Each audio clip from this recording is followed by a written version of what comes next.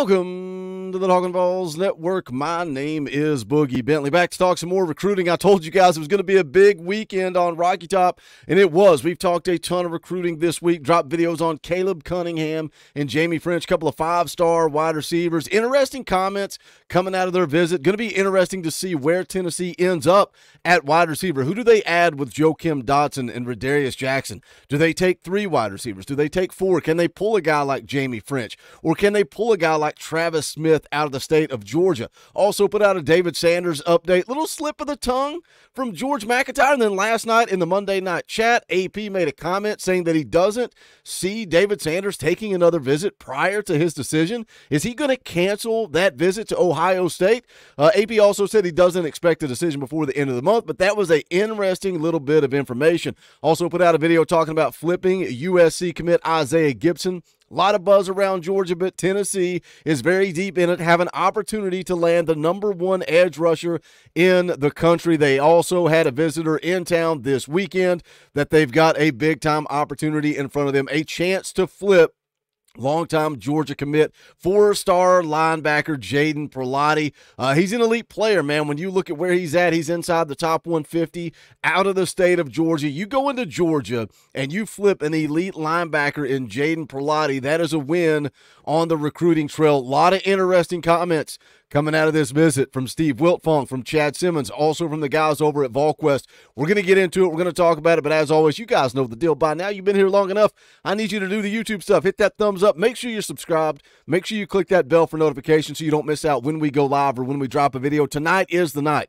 If you want to be in the official Talkin VAWLS EA Sports College Football 2025 Dynasty, myself, Coach Jay, Coach Rice, Daubers already said he wants in. Is the X Factor going to be in? Just picture UT Florida, UT Alabama, the week of the big game. You want to talk with the co-host of the Talkin VAWLS Network. If you're scheduled to play myself, Coach Jay, Coach Rice, Dauber, the X Factor, you're going to get an hour to sit down and play a video game, hang out. It's all about building the community. You want to be a part of that, you better be at the stream tonight. NCAA 14 revamped, but we are going to be launching the official Patreon for you guys to get into that dynasty. We're also going to auction off who gets to pick their team first. We're going to auction off a few of those picks tonight. That's why we're launching the Patreon earlier, even though the game doesn't release for a few more weeks, because I want to have an opportunity to make sure everybody gets their teams picked and we're dialed in, ready to go. So again, tonight, 6:30 p.m. Eastern Time, make sure you are here. Also coming up Friday, June the 22nd, Charles House, 4-star defensive lineman scheduled to come off the board. Tennessee,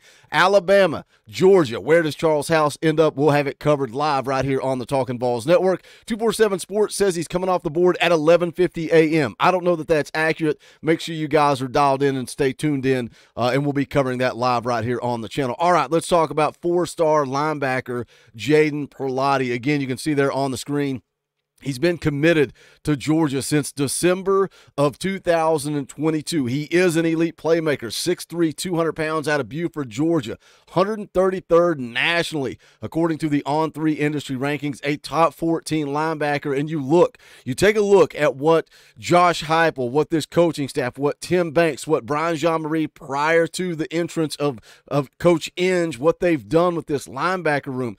Arian Carter, Jeremiah Thielander, you've added some elite talent at the linebacker position. Do they have a realistic shot at adding Jaden Perlotti? They do.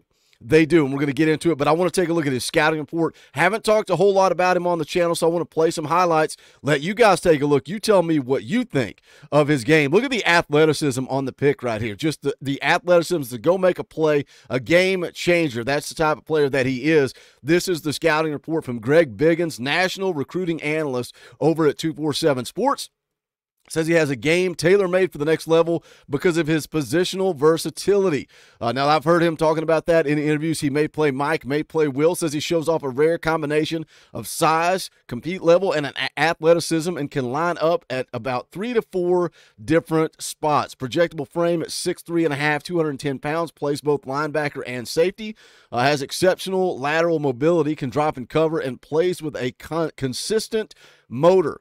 Routinely covers wide receivers down the field in 7 versus 7. Very comfortable playing in space, can blitz off the edge, and has the speed to run down plays from behind. Plays with a maniacal effort and motor, has a nice mean streak to him as well. He's a very twitchy player who reads and reacts quickly, can change direction, get off blocks, and is a huge hitter. Really doesn't have a discernible weakness and has an all-around game that should allow him to see the field as a true freshman. So let's look at Arian Carter, a guy who also had that talent, that ability. That was another big-time win for Josh Heupel on the recruiting trail. You know, we've talked about that recruitment of Arian Carter, how Alabama was beating on the high school door, trying to get in, trying to communicate, going in the decision. Arian Carter said thanks, but no thanks. He's a guy that came in, and we saw that athleticism as a true freshman. Now you've got a guy in Jaden Perlotte that has that same type of ability, a guy that can come in and make an impact early, and competition breeds success. You know, some people may say, Boogie, what about Jeremiah T-Lander? What about Jalen Smith? What about some of these young guys? We don't want to run them off. We don't want them to enter the transfer portal. If you over-recruit and you have guys that unfortunately transfer out, then let the chips fall where they may. Recruit elite talent, let them compete, and let's take the best guys and let's ride with them, because I think Jaden Perlotte is that type of guy. And you heard the scouting report there, a guy that has the athleticism, the talent, no discernible weakness. He can come in and start as a true freshman. In 2023 at Beaufort High School as a junior, had 55 tackles. 8 of those were tackles for loss, 5 pass breakups, 4 quarterback hits, 2 sacks, and an interception. Again, that was his junior season at Beaufort. So let's talk about the visit. He was in town this past weekend. Coming out of that visit, here's a quote from Jaden. Said, "It really felt like home. I want to go nowhere else but here. In a couple more weeks, I'm going to make a tough decision." He goes on to talk about the visit and spending time with guys like Jeremiah T-Lander and Arian Carter. Said, "All the players here, Jeremiah, AC, made me feel like I fit in. I've got a good relationship with the coaches.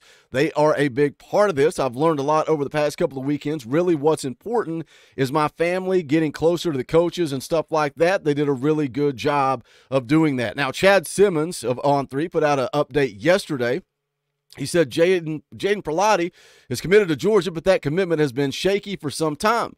At different times, different schools have been viewed as the biggest competition to the Bulldogs, but coming out of the weekend, Tennessee is that school. He says Auburn, Florida State, and a few others have been in that position, but the Vols are trending. Final decision is expected from Perlotte later this summer, and although he is committed to Georgia, Tennessee is the favorite. I will say that again. Although he is committed to Georgia, Tennessee is the favorite. That's the update from Chad Simmons that came out yesterday. Steve Wiltfong said Perlotte has been a verbal to Georgia since December of 2022.